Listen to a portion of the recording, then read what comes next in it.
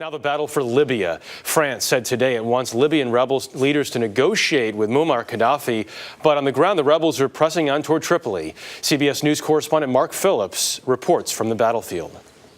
This is an area called Qaddafi in the western mountains of Libya. Runs for about, the area does about 100 miles from the Tunisian border right through, drops off over there toward Tripoli. This here was until a few days ago, until this latest rebel push, a Qaddafi militia checkpoint, and they apparently left here in a hurry. The place is littered with ammunition, littered with blankets and foodstuffs as well, and you can tell by the look of some of these things there were some pretty extensive fighting here and here. Interestingly, in this load of artillery shell casings for 107 millimeter rockets, the consignment is for the Ministry of Agriculture in Tripoli, sold about 15 or so years ago. What the rebel leaders here say is they can continue to make gains like this, nipping, if you will, at the flanks of Qaddafi's forces, but in order to get over that ridge and down across the plain